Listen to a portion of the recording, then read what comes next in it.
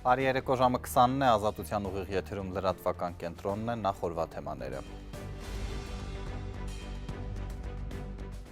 Փաշինյանի Մոսկովյան այցին ընդառաջ իշխանությունները Ռուսաստանին մեղադրում են Հայաստանի դեմ հիբրիդային պատերազմ վարելու մեջ։ Որպեսզի ունենան իրենց հաճո մարիոնետային իշխանություն։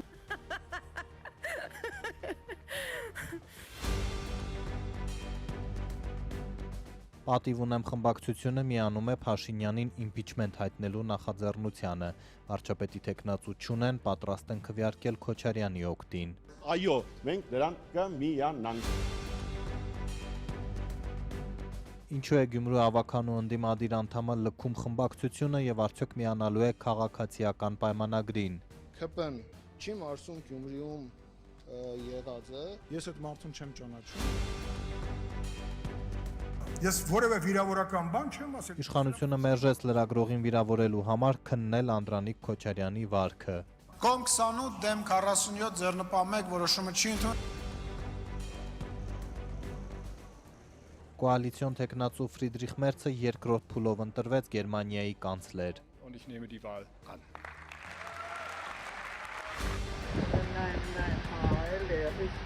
Անձրևները կրկին հեղեղել են Երևանի փողոցները, վարորդները խուսափում են անցումներ մտնել։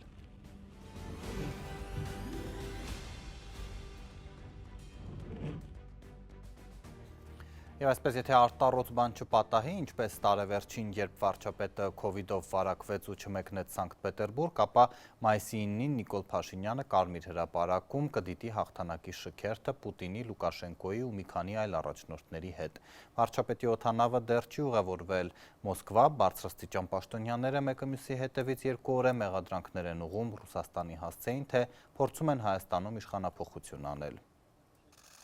Վարչապետ Նիկոլ Փաշինյանի Ռուսաստան հնարավոր այցին ընդառաջ նրա թիմակից Արսեն Թորոսյանը հայտարարում է. Մոսկվայից փորձում են ազդել 2026 թվականին սպասվող խորհրդարանական ընտրությունների արդյունքների վրա։ Իշխանական падգամավորը որպես հիմնավորում կրկնում է այն, ինչ երեկ նաև ազգային ժողովի նախագահն էր ասել, թե Ռուսաստանի կենտրոնական իշխանությունը այդ նպատակին հասնելու համար Հայաստանի դեմ հիբրիդային պատերազմ է վարում։ Որպեսզի ունենան իրենց հաճո մարիոնետային իշխանություն, որ ինչ ուզեն անի այդ իշխանությունը իրենց համար եւ ոչ թե փորձի ձգտել Հայաստանի Հանրապետության սուվերենության եւ ինքնիշխանության անկախության բարձրացմանը, ինչը մենք հիմա անում ենք։ Որ Ռուսաստանը ցանկանում է Հայաստանում հասնել իշխանափոխության, պնդում է նաեւ խորհրդարանի խոսնակը Ալեն Սիմոնյանը երեկ ասել էր, թե դրա համար ռուսական կողմը անգամ ֆինանսական միջոցներ է ծախսում։ Մոսկվայից այս մեղադրանքներին այսօր կարճ արձագանքեց արտգործնախարարության մամուլի խոսնակ Մարիա Զախարովան։ Мягко говоря, вызывает сожаление риторика, Մեղմ ասած ցավալի է այն հռետորաբանությունը, որին վերադարձել է Ալեն Սիմոնյանը։ Դա չի համապատասխանում խորհրդարանի խոսնակի կերպարին։ Այդ հարձակումները, վիրավորանքները։ спикер парламента, вот эти все нападки, оскорбления, ну, правда.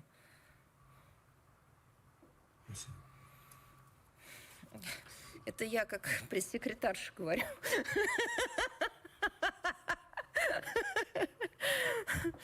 Так, с нами ли известие? ԿՊԱ-ական Արսեն Թորոսյանը մանրամասնեց հիբրիդային պատերազմի հարվածները հետ պատերազմական շրջանի տարբեր փուլերում են զգացել։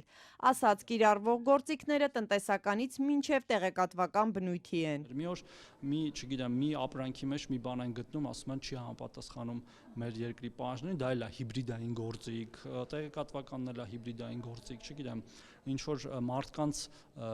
գործուղելը Հայաստան ինչ որ գործողություններ անելու, դա էլ է հիբրիդային գործիք։ Օրինակներ բերեցի, ասում եմ Մոսկվայում ըստ էության թաքնված, որոնց որ պաշտպանություն է տրվել, որտեղ մենք օրինակ ունենք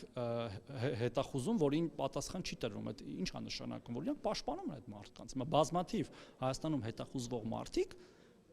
թաքնվում են Ռուսաստանի Դաշնությունում, մեր դաշնակից Ռուսաստանի Դաշնությունում, դա ինչի մասն է խոսում։ Հայ-ռուսական հարաբերություններում 2022 թվականի սեպտեմբերին ադրբեջանական հարձակումից հետո նկատվող լարվածությունը հասավ հրապարակային մեղադրանքների Արցախի անկումից հետո,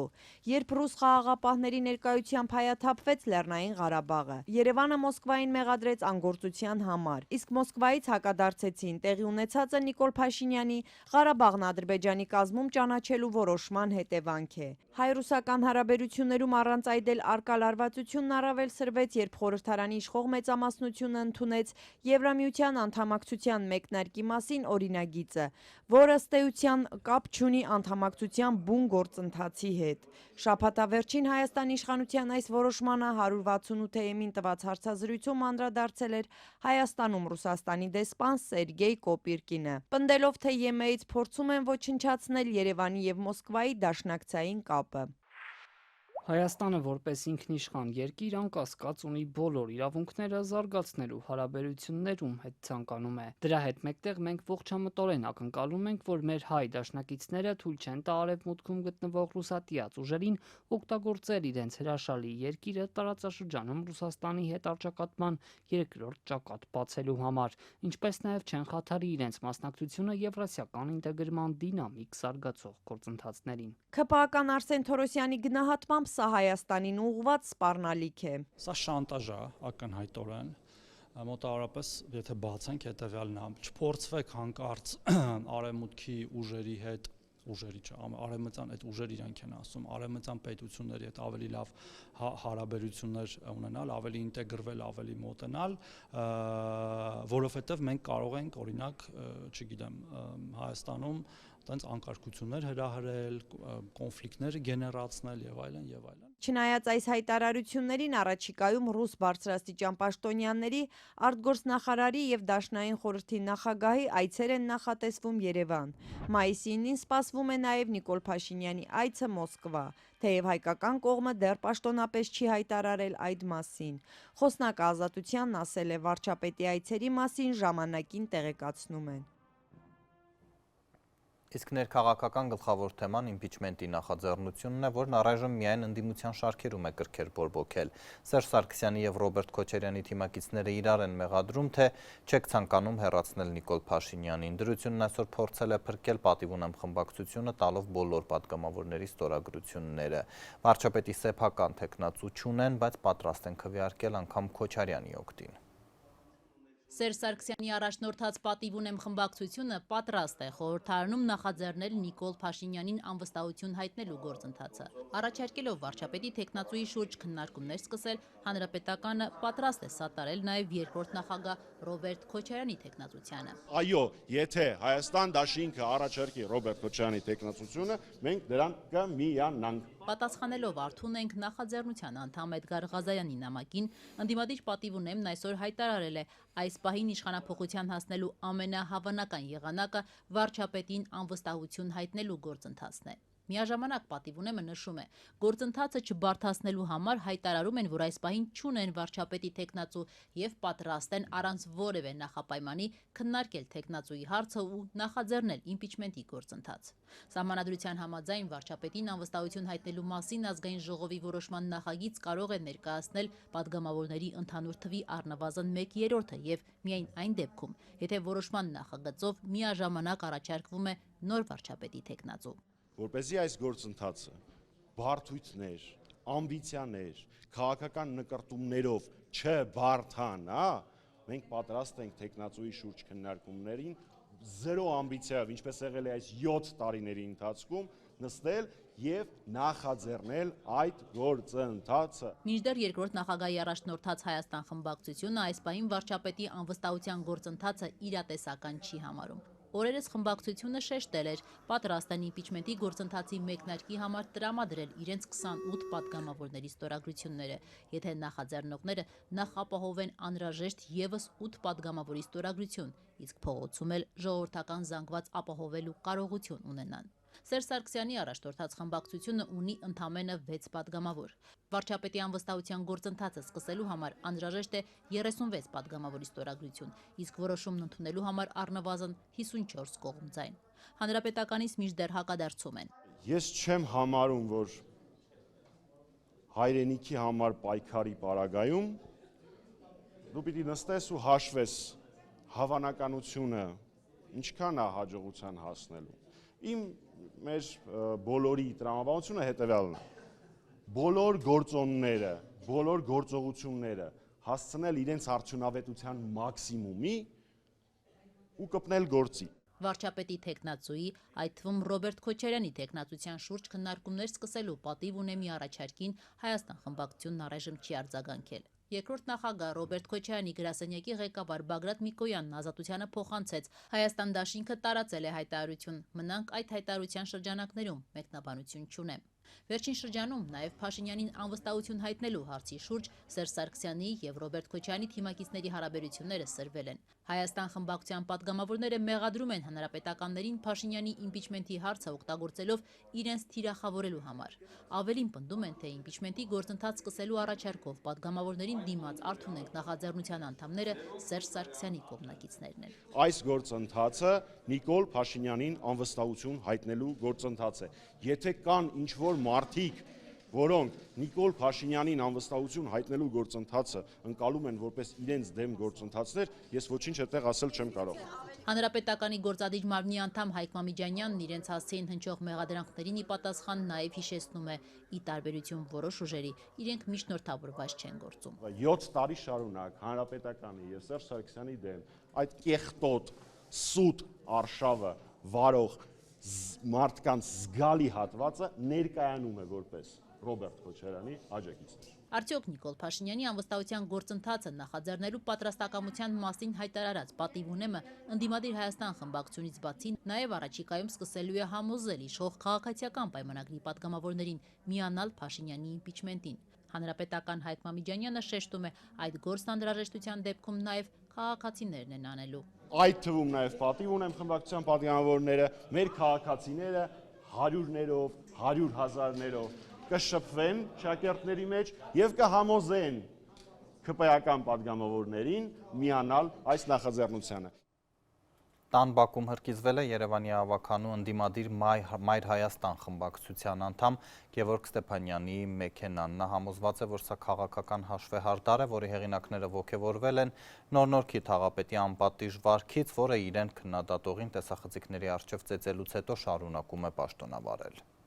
Վերադարձել են 90-ական թվերը, էլի մեքենա այրելու տարիներն է վերադարձել։ Այսօր լուսաբացին ուժգին պայթյունից արթնացել ու սեփական տան մոտ այրվող մեքենան են տեսել Երևանի ավականու ընդդիմադիր Մայր Հայաստան խմբակցության անդամ Գևորգ Ստեփանյանն ու նրա կինը։ Երկրորդ հարգից տեսա, որ արդեն մեքենան հեսա կանգնած է, այն կողմից արդեն կրակը մի 2-3 մետր վերև բարձրանում էր, էլ չհասցրեցին ոչ մի բան անել, միանգամից մի դույլ ջուր են վերցրել ես ներքև իջել, որ արդեն անեմ, բայց այդ պայթյունից հարևաններն էին զարթել արդեն, շլանգով այսպես ասած, ընդեղից ինքը բերեց, չէին կարողանում մոտիկ գան, մի ձևի գցել ենք մեքենայի մեջ, որ այդ կրակը մի մարի։ Մեքենայի ներսում կրակի ու ծխի ճնշումից վերևի ապակին պայթել է։ Ըստ Ստեփանյանի հանցագործության հեղինակները մեքենան կրակի են տվել բենզինով։ Հենց ոստիկանությունը եկավ, դուռը բացեցինք, մենք պատուհանից էինք այդ ջուրը։ Դուռը բացեցինք, տեսանք, որ այնտեղ փայտի ձողի նման բան կա,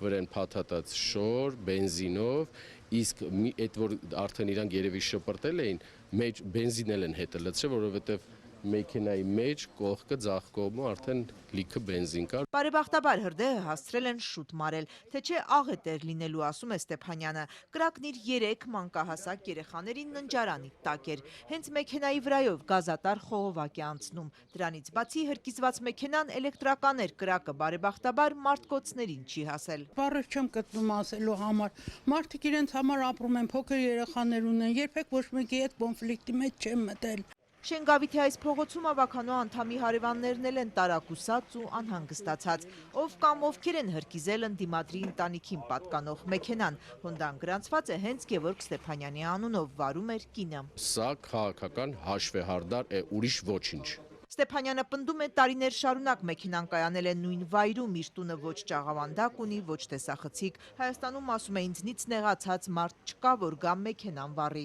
Իմ խնդիրը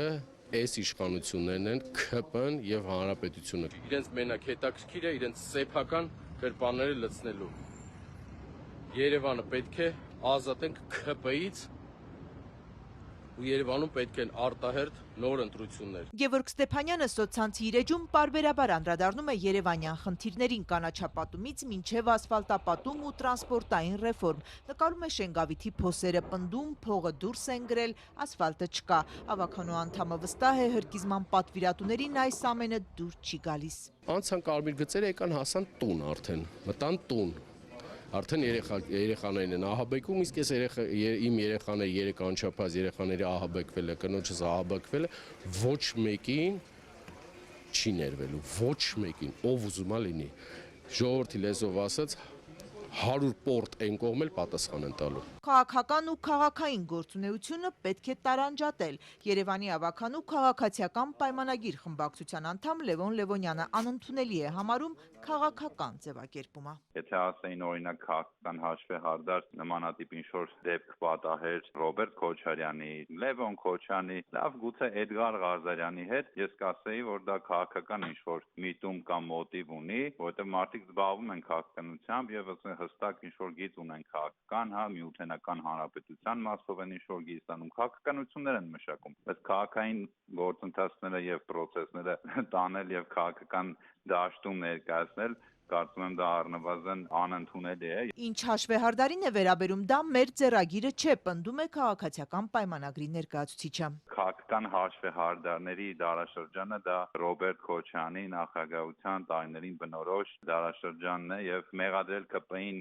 նման գործերի մեջ դա անընդունելի է եւ անազնիվ է եւ ԿՊ-ն պաշտոնապես հայտարարում եմ որևիցե մեկի հետ երբևիցե երբեք եւ ապագայում էլ չի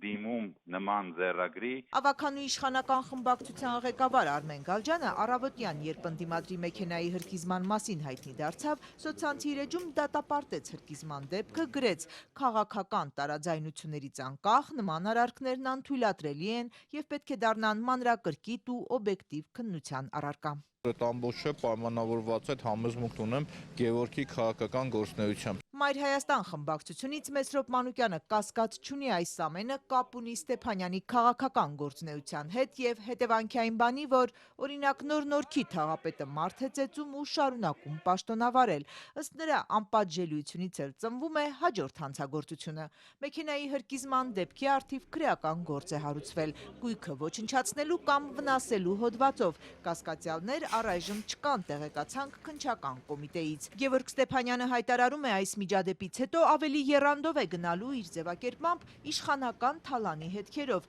ու ոչ միայն Շենգավիթում, բոլոր վարչական շրջաններում։ Ոչ մեկիդ օր ու արև չեմ տալու ձեր թալանածը ժողովրդի ձերով ասած ձեր քթերից բերելու եմ։ Գյումրի համայնքի ավականում մեր քաղաքակուսակցությունների դաշինքի ընտրական ցուցակից ընտրված եւ լիազորությունները վաղաժանկետ դադարած ավականու անդամի մանդատը տրվում է մեր քաղաքակուսակցությունների դաշինքի ընտրական ցուցակի հեշտական հաջորդ տեխնացու Նարեկ Լյովայի Միրզոյանին։ Քիչ առաջ TV31 ընտրատարածքային հանձնաժողովը մեր քաղաքը դաշինքի հաջորդական համարին Նարեկ Միրզոյանին ավագանու մանդատ հատկացրեց։ Միրզոյանը նախկին գումարման ավագանու կազմում ՀՀԿ խմբակցության ղեկավարն էր։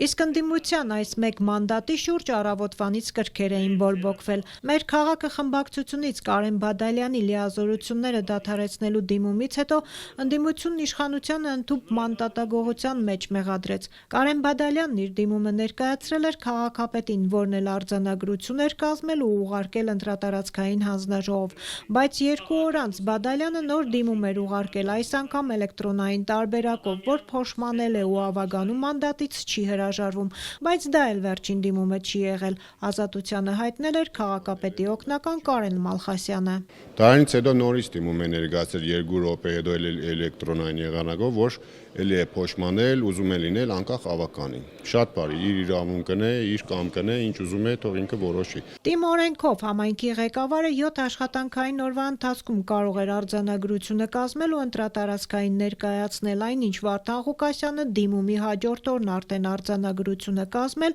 ու ընտրատարածքային էր ուղարկել։ Հիմա Կարեն Բադալյանը վարչական դատարանում կվիճարկի իր լիազորությունները դադարեցնելու մասին քաղաքապետ Վարդան Ղուկասյանի արձանագրությունը անվավեր ճանաչելու հարցը։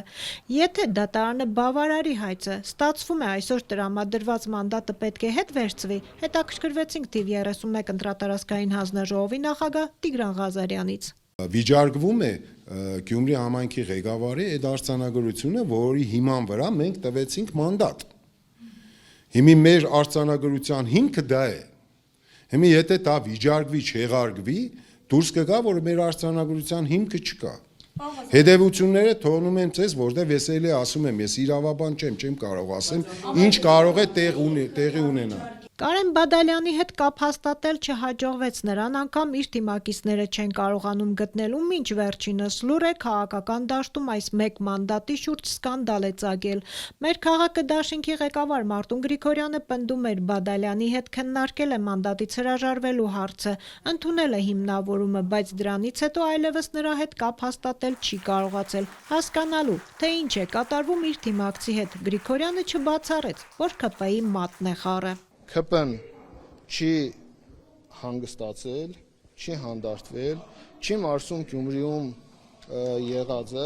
եւ այս ամեն ինչը ես կարծում եմ դրա հետևանքներն է։ Մեկ մանդատը սակայն ԿՊ-ի համար բավարար չէ Գյումրիում իշխանափոխություն անելու համար, եւս երկու մանդատի կարիք կա։ Գրիգորյանի կարծիքով սա հենց այդ գործընթացի մեկնարկն է։ Դե եթե կարելի է սա համարել առաջի քայլը, որ արվել է կամ արվում է, փորձ է արվում անելու, եթե մենք չկարողանանք այս ամեն ինչը պահել ու իմ գնահատմամբ սա ավելի շատ ժամանակի վրա խաղալ է, քանի որ դիմել են դատարան։ Ազգային ժողովի նախագահ Ալեն Սիմոնյանը հակադարձում է, թե ԿՊ-ն կապ չունի մանդատից հրաժարվելու այս գործընթացի հետ։ Ես այդ մարդուն չեմ ճանաչում եւ որևիցե կապ քաղաքացիական պայմանագիր կուսակցությունը չունի եւ ասեմ ավելին ցանկություն էլ չունի որևիցե կապ ունենալ։ Գյումրեցին իր ընտրությունը կատարել է, մենք Գյումրեցում թողնում ենք իր ընտրության հետ, տեր ենք կանգնում մեր ձայներին եւ շարունակելու ենք աշխատանքները, վերջը մենք այնտեղ առաջի տեղն ենք զբաղեցրել։ Իսկ ԿՊ-ն մի քանի համայնքներում, որտեղ ընտրություններով իշխանության գալ չի կարողացել, որոշ ժամանակ անց կարողացել է իշխանափոխություն անել, իր շարքերը համալրելով Ավագանու այլ անդամներով, հեռու չգնալով Գյումրիին ամենամոտ Ախուրյան համայնքում օրինակ։ Ներողություն ենք խնդրում տեսանյութն ընդհատելու համար, Ազատության լրատվական կենտրոնն է եթերում, մեր լուրերին կարող եք հետևել նաև Telegram-ում, իսկ այս թողարկման երկրորդ հատվածի թեմաներն են։ Ես որևէ վիրավորական բան չեմ ասել։ Իշխանությունը մերժեց լրագրողին վիրավորելու համար քննել Անդրանիկ Քոչարյանի վարքը։ Կողմ 28 դեմ 47 ձեռնպահ 1 որոշումը չի ընդունվել։ Կոալիցիոն տեխնացու Ֆրիդրիխ Մերցը երկրորդ փուլով ընտրվեց Գերմանիայի կանցլեր։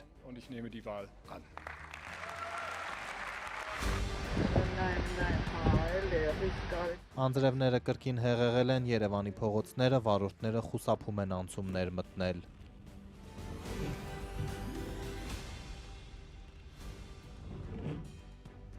Ադրբեջանն արգելել է միջազգային անկախ դիտորդներին, փորձագետներին ու դիվանագիտական ներկայացուցիչներին մասնակցել Բաքվում ընթացող հայերի դատավարությանը։ Արցախի նախկին ռազմաքաղաքական ղեկավարության ու մյուս հայերի տարեսկզբից մեկնարկած դատավարությունն ընթանում է փակ դռների հետևում առանց անկախ փաստաբանների ու լրատվամիջոցների։ Թեմայի շուրջ զրուցել ենք միջազգային իրավունքի մասնագետ Սիրանուշ Սահակյանի հետ։ Ունենք ստուգված տեղեկություններ, արդեն փաստաթղթավորված դեպքեր, որ Ադրբեջանը արգելափակել է դիտորդների, հետազոտողների, միջազգային դիվանագիտական ներկայացուցիչների մուտքը դատավարություններ եւ որքան էլ հայտարարում է, որ այդ դատավարությունները բաց են, հրապարակային են, այնտեղ անձինք իրենց ցանկություններով գտնվելու հնարավորություն չունեն, ցուցակագրվում են նախապես, անունները համաձայնեցվում են ադրբեջանական պետական մարմինների կողմից, այդ տեղեկատվությունը անձանց կողմից ստացված ամբողջովին վերահսկվում է պետության կողմից եւ անկախ երրորդ անձինք զրկված են դատավարությանը ներկա գտնվելու հնարավորությունից։ Նաև նշեմ, որ այն պարագայում, երբ միջազգային հետազոտողները, դիտորդները փորձեր են իրականացրել, ենթարկվել են հետապնդումների, օրինակ նրանց հարցաքննել են, ողջ շարժի ընթացքում հետևել են եւ տարբեր ուժային ահաբեկող մեթոդներով փորձել են վախեցնել անձին, այստեղ ոչ միայն սովորական արգելքներ են ներկայացվում, այլ նաև հետապնդում հիշեցնող քայլեր են իրականացվում բոլոր այն անձանց նկատմամբ, ովքեր ցանկություն ունեն ներկա գտնվել հռչակված բաց դատավարություններին։ Տիկին Սահակյան, խոսքը միայն միջազգային դիտորդների հետազոտողների մասին է, թե նաև ադրբեջանցի, որոնք աշխատում են Բաքվում գործող միջազգային կազմակերպություններում։ Բաքուն ավելի վաղ հայտարարել էր միջազգային կազմակերպությունների փակման մտադրության մասին, այդ թվում Կարմիր խաչի միջազգային կոմիտեի։ Այո, ուրեմն մենք ունենք դեպք, երբ օտարերկրացի անկախ դիտորդն է ենթարկվել նման հետապնդման, մյուս կողմից հենց Ադրբեջանում հավատարմագրված դիվանագիտական ներկայության աշխատակիցները, որոնք ի դեպ նաև օգտվում են իմունիտետից, բայց անգամ այդ պայմաններում հետապնդման քայլեր են եղել, ինչը ընդհանրական ձևով վախի մթնոլորտ է ձևավորում եւ իրավացիեք այս գործընթացին զուգահեռ տեղի է ունենում օտարերկրյա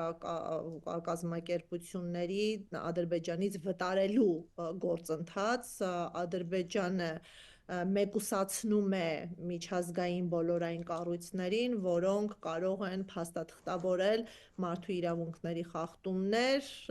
եւ բաց զեկույցների միջոցով եղելության վերաբերյալ տեղեկություններ տալ միջազգային հանրությանը եւ այդ սպառնալիքները ներկայացվել են Կարմիր խաչի միջազգային կոմիտեին, նաեւ ՄԱԿ-ի այլ մարմիններին այս բոլոր կառույցները կամ փակվում են կամ գտնվում են փակման սպառնալիքների ներքո, իսկ անկախ դիտորդները եւ դիվանագիտական հավատարմագրված ներկայացությունների աշխատակիցները եւս ենթարկվում են հետապնդումների։ Անդրանիկ Քոչարյանի վարքը խորհրդարանական էթիկայի հանձնաժողովը չի քննի քաղաքացիական պայմանագրի նրա որոշ թիմակիցներ դատապարտել էին լրագրողի հասցեին պատգամավորի արտահայտությունը, բայց այդ քննադատությունը չարտացոլվեց քվեարկության էկրանին, ճիշտ հակառակը իշխող խմբակցությունը միաձայն տապալեց նախաձեռնությունը։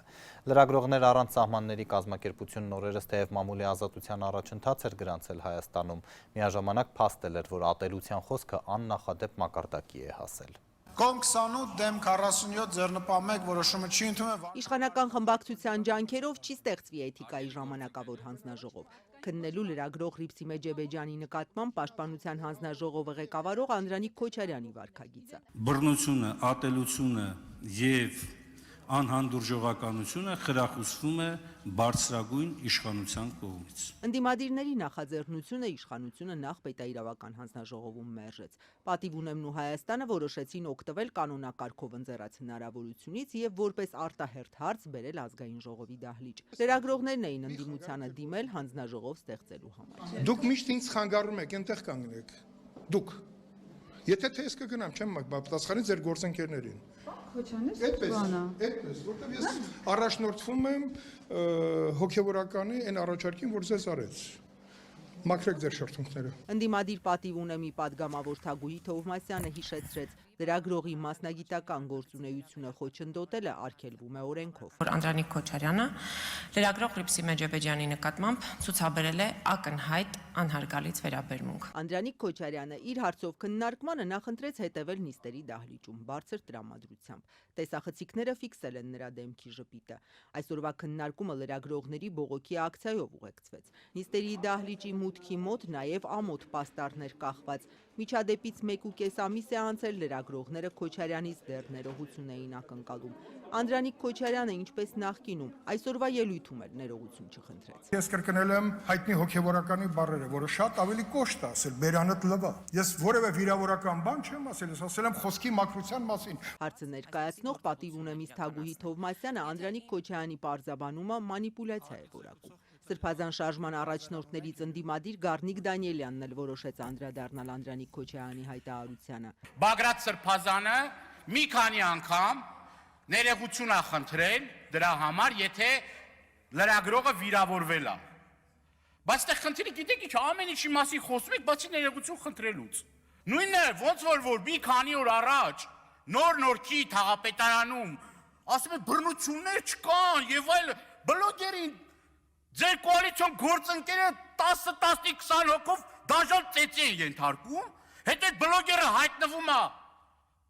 ձեր բակալված հայտնվում է ոստիկանական բաժանմունքում, եւ ասում են Ռաֆիկն ի չոմ նի վինավատ։ Քննարկումը բուռներ իշխանությունը հիշեց նախկինների падգամավորների, լրագրողներին ուղղված հայհոյանքներն ու սպառնալիքները։ Ընդդիմադիրները խոսեցին իշխանության այսօրվա անգործությունից։ Չշրջանցվեց նաև իշխանական Civic AM լրագրողին Հայաստան խմբակցության падգամավոր Լևոն Քոչարյանի օգնականի հարվածելու պատմությունը։ Վահագն Ալեքսանյանը տարակուսած էր։ Ընդդիմադիրները էթիկայի հանձնաժողով ստեղծելու նախաձեռնությամբ այն ժամանակ հանդես չեկան։ Հայտարարություն չտարածեցին։ Մենք խոսում ենք падգամավորի վարքագծի մասին եւ կարծում եմ, որ դուք այս տարբերությունը շատ լավ հասկանում եք։ Անընդունելի է նաեւ եղել Լևոն Քոչարյանի օգնականի վարքը, որի մասով ես տվել եմ իմ գնահատականը եւ շատ իմ գործընկերներ տվել են իրենց գնահատականը եւ նաեւ հատուկ ընդգծում եմ, որ ի տարբերություն մյուս բոլոր դեպքերի այդ դեպքով իրավապահները գործել են խիստ օպերատիվ։ Ճիշտ եք ասում, մենք հապաղել ենք որ էթիկայի հանձնաժողով չենք ստեղծել, երբ որ ազգային ժողովի նախագահ թքեց քաղաքացու վրա։ Շատ ճիշտ եք ասում։ Մենք շատ դեպքերում ենք թերացել, երբ որ Արթուր Հովհաննիսյանը եկել էր ու իրեն խուլիգանի պես էր պահում Մարդու իրավունքների պաշտպանության հանձնաժողովի նիստի ժամանակ։ Ճիշտ եք ասում, որ լրեք, որ մենք այդ ժամանակ չենք ստեղծել էթիկայի հանձնաժողով։ Ճիշտ եք ասում։ Դուք ձեզ կարգիրավիր եք եւ մի ընդհատեք ինձ, այ հիմա էլ եք ձեզ արդեն պահում, ոչ հարիր։ Անջատեք խոսափողը Տիկին Թովմասյանի։ Իսկ ինչու էր իշխանությունը դեմ ժամանակավոր հանձնաժողովին։ Քաղաքացիական պայմանագրից Ալխազ Ղազարյանն ուղիղ հայտարարեց։ Հանձնաժողովի թիվը եւ կազմը ձևավորվում է խմբակցություններում ընդգրկված падգամավորների թվի համամասնությամբ։ Եվ սա նշանակում է, որ նման հանձնաժողովը պարզապես գործունակ չի լինի, քանի որ ամեն դեպքում լինելու է մեծամասնության հանձնաժողով եւ ինչպես արդեն նշել ենք, մենք հիմա էլ նախաձեռնել ենք էթիկայի մշտական հանձնաժողովի ստեղծելու գործընթաց եւ մենք այս հարցը քննարկել ենք համատեղ ձևաչափով, որպեսզի անդրադառնանք հանձնաժողովի պարիտային հիմունքներով ձևավորմանը։ Այս պահին իրականացվել է ծայրահեղ դատապարտելի արարք։ Դրա հետ կապված մենք չենք արձագանքում, ասում ենք օրերից մի օր կստեղծվի մի հանձնաժողով, ուշադրություն, որը հետադարձուց չի ունենալու։ Ձեռեք հառնում։ Եվ հանրությանը ուղիղ ասեք դա, որ կապ չունի։ Եթե իշխանության падգամավոր է, ուրեմն ամեն ինչ իրան թույլատրելի է։ Դրա համար չեք ուզում ստեղծվի։ Իշխանական խմբակցության падգամավոր Վահագն Ալեքսանյանը կարծիք հայտնեց, թե ընդդիմադիրների նախաձեռնած նիստը ֆեյք է։ Տառացիորեն նույնական արտահայտություններ արել են Հայաստան խմբակցության падգամավորները։ Եթե չեմ սխալվում, կարող է սխալվեմ, Գեգամ Մանուկյանը կամ Աղվան Վարդանյանը ի պատասխան Civic AM-ի լրագրողների հարցերին։ Բախի էթիկայի հանձնաժողով չեք ստեղծել։ Ընդդիմությունը այս նախագիծը բերել էր ոչ թե էթիկայի հարցերով շահագրգռված լինելու համար, այլ բերել էր, որ ԿՊ-ին վատ լինի։ Եվ իրականում էթիկան եւ դուք իրարից նույնքան հեռու եք, որքան դեռևս շարունակում են իրարից հեռու մնալ Գառնիկ Դանիելյանը եւ Մոնիկա Բելուչին։ Իշխանությունը մնաց իր կարծիքին, ընդդիմությունն իր, որ քաղաքացիական պայմանագիրը հովանավորում է Անդրանիկ Քոչարյանի վարքը։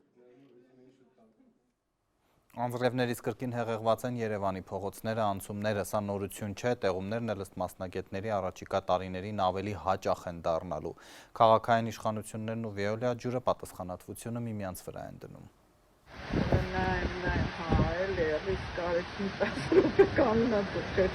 Երեկ եւ այսօր հորդառատ տեղումներից հետո Երևանում դարձյալ գետեր էին հոսում։ Այս անգամ նույնիսկ փրկարարների կալիքը զգացվեց։ Տարբեր վարչական շրջաններից ահազանգեր էին ստացել, որ ջրի տակ մեքենաներ են մնացել։ Համատեղ ջանքերով մեքենաները դուրս բերվեցին, տուժածներ չկան։ Սոցցանցերն էլ հեղեղվեցին Վենետիկի հետ արդեն սովորական դարձած համեմատականներով։ Հորդառատ տեղումների ժամանակ վերջին շրջանում կրկնվող իրավիճակի համար երևանցիները քաղաքային իշխանություններին են մեղադրում։ Ոչ թե ավտոբուսներ, այլ մոտորանավակներ եւ լոդկաներ է պետք գնել, քաղաքապետ Ավինյան։ Փաստորեն այն, որ ասում են նավահանգիստ, սա է, Սուզանավեր պետք կգան։ Առատ անձրևներին ու քաղաքացիների դժգոհություններին անդրադառնալու հնարավորություն վերջերս անձամբ քաղաքապետ Տիգրան Ավինյանը ունեցավ։ Պատասխանը կարճ էր՝ կլիմայական փոփոխությունների դեմ պայքարի բավարար գործիքներ չունեն։ Երևանի քաղաքապետարանը կլիմայական փոփոխությունների դեմ իր լիազորությունների շրջանակում մեծ գործիքակազմ չունի։ Ես ուզում եմ բոլորին տեղեկացնել. անձրևների քանակը Երևան քաղաքում ավելանում է եւ գնալով ավելանալու է եւ դա ընդհանուր պայմանավորված է աշխարհում կլիմայով փոփոխությամբ։ Այն, որ կլիման փոխվում է, փաստ է, բայց փաստ է նաեւ, որ մայրաքաղաքի ջրատարների, կոյուղիների եւ ընդհանրապես ջրահեռացման ենթակառուցվածքները տարեստարի էլ ավելի են մաշվում։ Սովետական շրջանից ժառանգություն մնացած համակարգը ընդլայնվող Երևանին չի բավարարում ու մեծ ներդրումների կարիք կա։ Եղածնել տարբեր գնահատականներով լավ չի մաքրվում ու խցանվում է։ Այս ամենի հետևանքով մի քանի րոպե տևողությամբ անձրևն էլ բավարար է լճերի առաջացման համար։ Ոչ մեկին հետաքրքիր չի 10 տարի առաջ ինչ պայման է, պայմանագիրը եկեք փոխենք։ Այն, որ համակարգը պետք է թարմացվի, ընդունում են նաև քաղաքային իշխանությունները, բայց վատ աշխատանքի ամբողջ պատասխանատվությունը չեն ստանձնում ու սլաքներն ուղղում են Veolia ջուր ընկերության կողմը։ Հատկապես անցած տարի, երբ հեղեղների տեսարանները էկրաններից չէին իջնում, վրդովված երևանցիների սուր հարցադրումներին ի պատասխան միայն քաղաքապետարան Veolia ջուր հեռակա բանավեճներ թեժանում։ Իշխանությունների մոտեցումը քաղաքապետի խորհրդական Կամո Արեյանն էր ներկայացնում։ 16 թվականին կնքված վարձակալության պայմանագրով Veolia ջուրը չունի որևէ մետր ջրամատակարարման, ջրահեռացման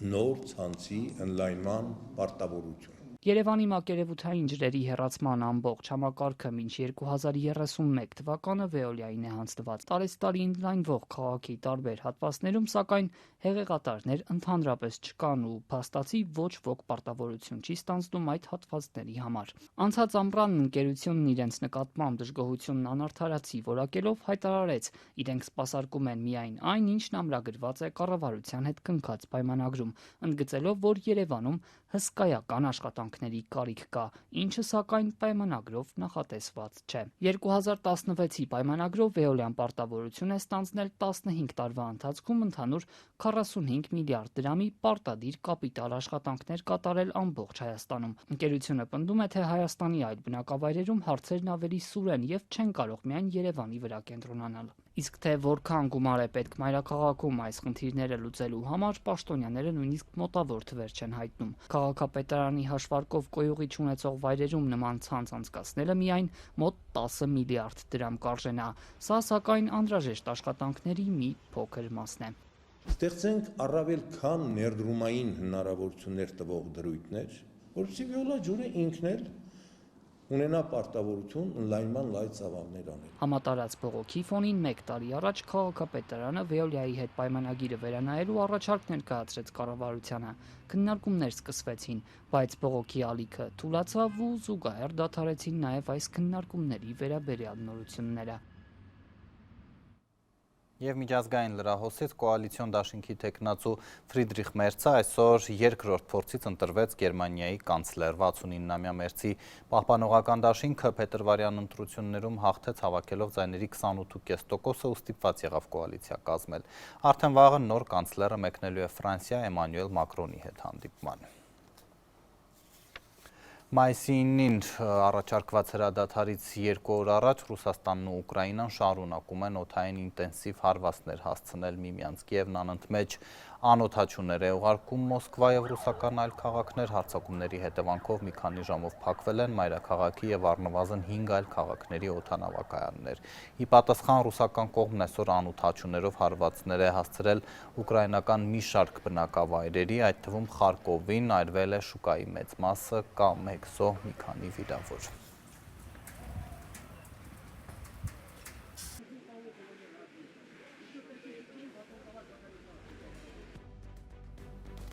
Այսքանը օրվա մյուս լուրերի համար բաժանորդագրվեք Ազատության էջերին սոցիալական ցանցերում, կհանդիպենք։